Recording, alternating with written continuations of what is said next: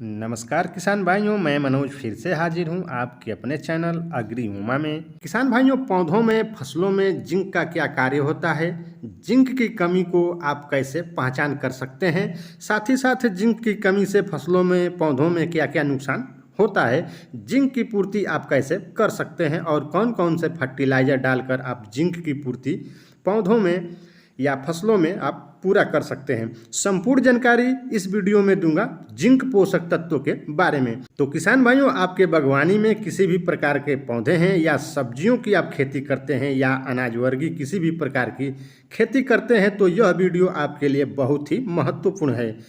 किसान भाइयों, फसलों में सबसे ज़्यादा जिन पोषक तत्वों की आवश्यकता होती है वो है प्राइमरी पोषक तत्व NPK, नाइट्रोजन, फास्फोरस और पोटास। इनसे थोड़ी कम मात्रा में आवश्यकता होती है वह सेकंड पोषक तत्व हैं जो हैं कैल्शियम, मैग्नीशियम और सल्फर। इसके अलावा जो बाकी पोषक तत्व हैं माइक्रोन्यूट्रिएंट्स, जिन्हें सूक्ष्म पोषक तत्व कहते हैं, इनकी आवश्यकता बहुत कम होती है, लेकिन फसलों के लिए ये बहुत ही जरूरी होते हैं, जैसे कि ferrous, magnesium, boron, copper, zinc आदि। पोषक तत्वों में सबसे ज़्यादा डिफरेंसी देखने को मिलती है जिंक और बोरान की।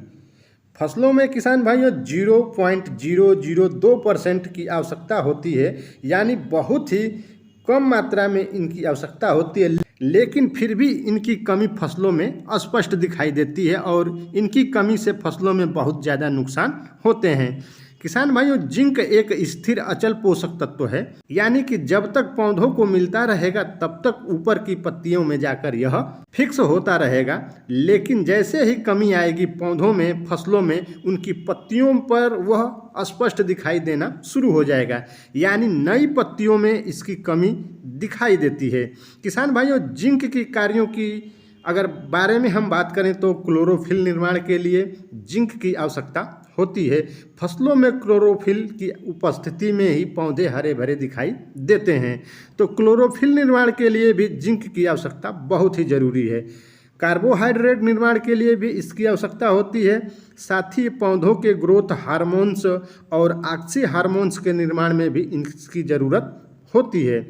साथ ही एंजाइमों को यह सक्रिय करता है, पौधों और फसलों को ठंड से बचाने के लिए उनकी क्षमता को बढ़ाता है। इसलिए किसान भाइयों, सर्दियों के समय की जो फसलें हैं जैसे सरसों है, गेहूं है या सब्जी वर्गीय फसलों में जिंक का जरूर प्रयोग आपको करना चाहिए। जिंक की कमी होने से पौधों की नई पत्तियां पीली पीली दिखाई देती हैं, लेकिन बीच की पत्तियां ग्रीन ही दिखाई देती है। इस लक्षण से पौधों में जिंक की कमी को आप आसानी से पहचान कर सकते हैं। नुकसान क्या क्या होता है किसान भाइयों, अगर इसकी हम बात करें तो जिंक की कमी से पौधों में क्लोरोफिल, प्रोटीन, कार्बोहाइड्रेट का निर्माण नहीं हो पाता है, जिसके परिणाम स्वरूप पौधे छोटे, बौने और पत्तियां पीली पड़ जाती हैं। यूं कहें तो संपूर्ण पौधों का विकास ही रुक जाएगा।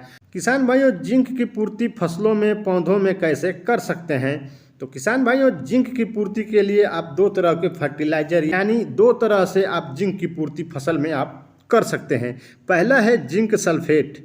यह दो तरह का आता है मार्केट में, 21% में और 33% में, और अलग अलग कंपनियों का भी आता है। इसे आप फसल में छिड़काव या यूरिया के साथ मिलाकर खेत में आप डाल सकते हैं। इससे भी आपकी जिंक की पूर्ति हो जाएगी। कोशिश करें किसान भाइयों कि जिंक सल्फेट का स्प्रे न करें। स्प्रे के लिए आप हमेशा चिलेटेड जिंक का ही प्रयोग करें। 1 ग्राम प्रति लीटर पानी में मिलाकर छिड़काव करें। किसान भाइयों, ध्यान रखें, जिंक सल्फेट को नाइट्रेट और फास्फेट युक्त फर्टिलाइजर के साथ कभी न प्रयोग करें, क्योंकि इसके साथ इसका कॉम्बिनेशन नहीं होता है। किसान भाइयों, इस तरह से आप पौधों में, फसलों में जिंक की पूर्ति को आप पूरा कर सकते हैं। तो किसान भाइयों, जानकारी अच्छी लगी हो तो वीडियो को लाइक और चैनल को सब्सक्राइब करना न भूलें।